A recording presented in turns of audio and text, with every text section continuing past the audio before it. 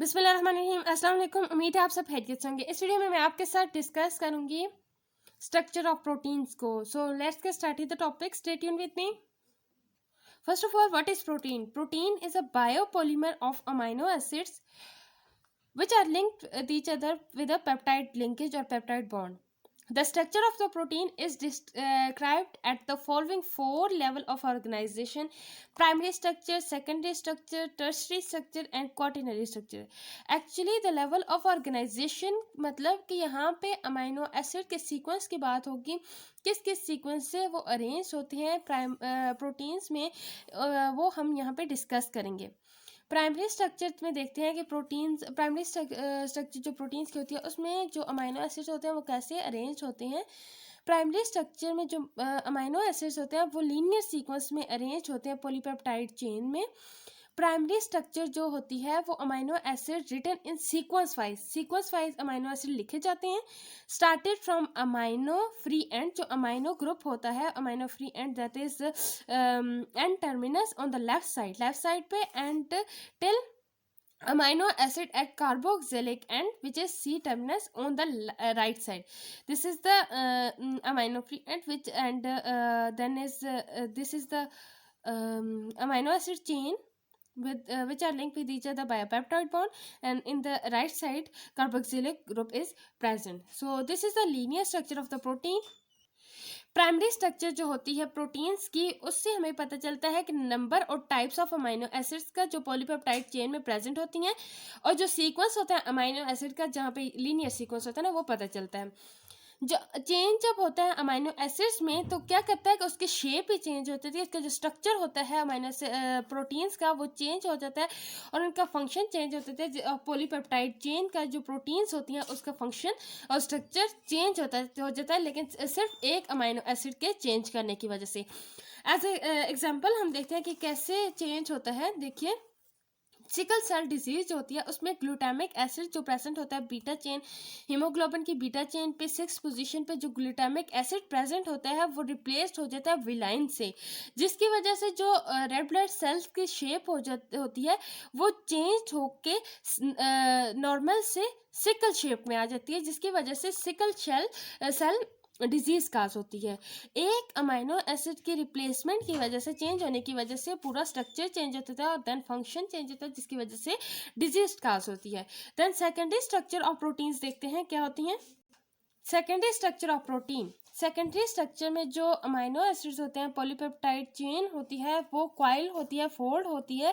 In the formation of secondary structure the intra chain coiling और folding of polypeptide chain, then this is due to the interaction of atoms in side chain of various amino acids in polypeptide molecules. ये जो interaction होती है ये week electrostatic attraction होती है। Hydrogen bonding जो होती है प्रेजेंट होती है इनमें, डाइसल्फाइड बॉन्डिंग भी होती है जो कि दो सिस्टीन अमाइनो एसिड्स के दरमियान में बनता है। जो सेकेंडरी स्ट्रक्चर होती है प्रोटीन्स की वो दो तरह की होती है, एक अल्फा हेलिकल शेप होती है और दूसरी बीटा प्लेटेड शीट्स होती हैं। अल्फा हेलिक्स शीट क्या होती है? Alpha helix is a helical coil form of a polypeptide. This is stabilised by intra chain hydrogen bonding. ये स्टेबलाइज्ड होती है इंट्रा चेन हाइड्रोजन बॉन्डिंग की वजह से। और अल्फा हेलिक्स होती है वो राइट हैंडेड हेलिक्स भी हो सकती है, लेफ्ट हैंडेड हेलिक्स भी हो सकती है, लेकिन वो रहेगी क्या? अल्फा हेलिक्स ही रहेगी। हेलिकल स्ट्रक्चर जो होती है वो non polar small amino acids में दरमियान में बनती है, जैसे कि एलानिन हो गया, फिनाइल एलानिन हो गया, ल्यूसीन, इनके दरमियान में। अगर एग्जांपल हम देखें तो हम कहते हैं कि in the protein of hairs, nails and skin, जो कैराटिन प्रोटीन्स होती हैं, नेल्स के जो प्रोटीन होती है, स्किन की प्रोटीन्स होती हैं, ये जो प्रोटीन्स होती हैं ये अल्फा हेलिक्स स्ट्रक्चर में प्रेजेंट होती है और इनमें हाइड्रोजन बॉन्ड भी प्रेजेंट होती है। और इनकी जो शेप होती है अमाइनो एसिड के एक दूसरे के, सिस्टीन प्रोटीन्स में डाइसल्फाइड बॉन्ड प्रेजेंट होता है और हाइड्रोजन बॉन्ड जो होता है वो भी प्रेजेंट होता है अल्फा हेलिक्स स्ट्रक्चर में। मीन्स के सेकेंडरी स्ट्रक्चर में हाइड्रोजन बॉन्ड भी प्रेजेंट होता है। beta pleated sheets.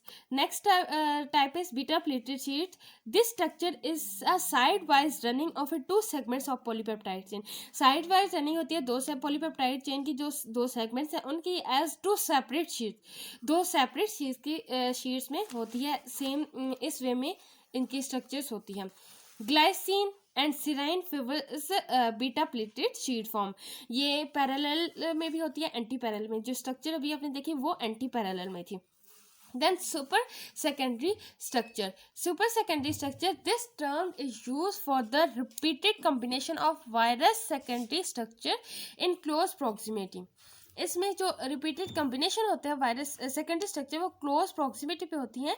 हम कहते हैं कि इस ये जो स्ट्रक्चर होते हैं इसे मोटिव कहते हैं. सुपर सेकेंडरी स्ट्रक्चर जो होते हैं इसे मोटिव भी कहते हैं. एग्जांपल अगर हम देखें सुपर सेकेंडरी स्ट्रक्चर की तो हम कहते हैं beta helix, beta motif, Greek key motif and beta hairpin motif, omega loop या बीटा माइंडर भी कहते हैं इसे. Helix loop helix, helix turn helix. इनकी आगे से डिटेल स्टडी भी होती है लेकिन यहाँ पे हम नेम स्टडी करेंगे सिर्फ. टर्शियरी स्ट्रक्चर की बात करें तो ये 3 डायमेंशनल स्ट्रक्चर होती है. सिंगल पॉलीपेप्टाइड चेंज होती है उसकी 3 डायमेंशनल स्ट्रक्चर होती है कि वो उसकी जो फोल्डिंग्स होती हैं फर्दर फोल्डिंग्स होकर एक ग्लोब्यूलर शेप होती है. ग्लोब्यूलर प्रोटीन्स की शेप जो होती है वो टर्शियरी स्ट्रक्चर उसमें होती है, वो होती है यहाँ पे टर्शियरी स्ट्रक्चर एज अ बहुत उस तरह इस शेप में आप कह सकते हैं कि वो टर्शियरी स्ट्रक्चर्स होती है. टर्शियरी इनमें डिफरेंट फोर्सेस प्रेजेंट होती है, डिफरेंट बॉन्ड्स बनते हैं और जैसे कि हमारे पास होता है हाइड्रोजन बॉन्ड हो गया, हाइड्रोफोबिक इंटरेक्शंस होती हैं.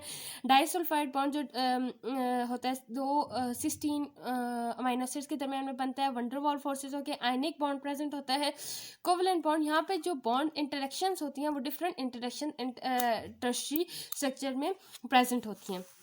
Tertiary structures को is usually combination of both helical form and pleated form. Helical form और pleated form की combination क्या बनता है tertiary structure. Then quaternary structure की बात करें. क्वार्टिनरी स्ट्रक्चर क्या होता है 3 dimensional assembly of protein made up of more than 1 polypeptide chain. Tertiary structure में तो हमने देखा कि एक ही पॉलीपेप्टाइड चेन की डिफरेंट वो क्वाइल हुई होती है और स्ट्रक्चर बनी हुई है टर्शियरी स्ट्रक्चर. लेकिन यहाँ पे क्वार्टिनरी स्ट्रक्चर में एक से ज़्यादा पॉलीपेप्टाइड चेन मिलकर बनती हैं जिसकी वजह से क्वार्टिनरी स्ट्रक्चर बनती है. Tertiary structure is a oligomeric form. Oligo means few and meric means unit, means in which each of polypeptide chain is called as subunit. Quaternary structures में हम कहते हैं कि ये oligomeric form में होती है कि यहाँ पे जो एक polypeptide chain होती है वो as a sub unit काम करते हैं. अगर हम एग्जाम्पल में देखें CPK में Keratin phosphatokinase is a dimeric protein in which 2 subunits are present. 2 separated polypeptide chain present होती हैं इसमें which assemble to form a quaternary structure of CPK. Then haemoglobin के जो स्ट्रक्चर होती है वो टेट्रामेरिक होती है. उसमें जो स्ट्रक्चर होती है वो 4 पॉलीपेप्टाइड चेन्स प्रेजेंट होती हैं. यह है स्ट्रक्चर ऑफ प्रोटीन्स जिसमें प्राइमरी स्ट्रक्चर्स डिस्कस किए, secondary super secondary structures and tertiary structure, quaternary structure. Denaturation of proteins क्या होती है? अगर इन स्ट्रक्चर्स में टर्शियरी होगी, क्वार्टिनरी होगी, सेकेंडरी स्ट्रक्चर इनमें चेंज हो जाए तो इन स्ट्रक्चर्स प्रोटीन की स्ट्रक्चर में तो वो डीनेचरेशन काज करती है. इसमें होता क्या है कि जो बॉन्डिंग बनती है उनमें ब्रेकेज काज होती है. प्रोटीन स्ट्रक्चरल ऑर्गेनाइजेशन में नॉन जो कोवेलेंट बॉन्डिंग होती है उसमें ब्रेकेज होती है जिसकी वजह से डीनेचरेशन ऑफ प्रोटीन होती है.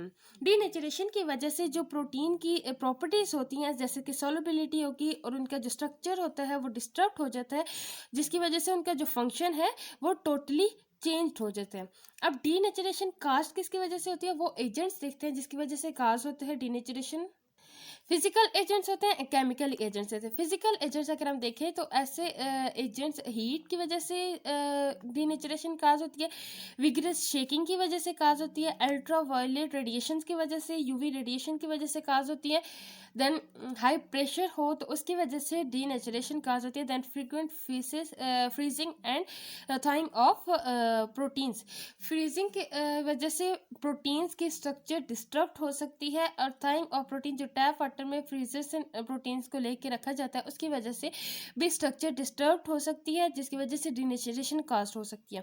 देन केमिकल एजेंट की बात करें तो केमिकल एजेंट्स के तौर पे हमारे प्रोटीन्स में अगर ऑर्गेनिक सॉल्वेंट प्रेजेंट हो, एल्कलीज प्रेजेंट हो, यूरिया प्रेजेंट हो जाए, उसकी डिजॉल्व हो जाए, एसिड या डिटर्जेंट, इनकी वजह से भी उसकी स्ट्रक्चर्स में डिस्टर्बेंस क्रिएट हो सकती है, जिसकी वजह से डीनेचरेशन ऑफ प्रोटीन्स काज हो सकती है और टोटली स्ट्रक्चर चेंज हो जाता है और इनकी जो फंक्शंस है वो टोटली चेंज हो सकता है। सो ये है स्ट्रक्चर ऑफ द प्रोटीन्स और denaturation of the protein discuss किया। उम्मीद है आपको समझ आ गई होगी।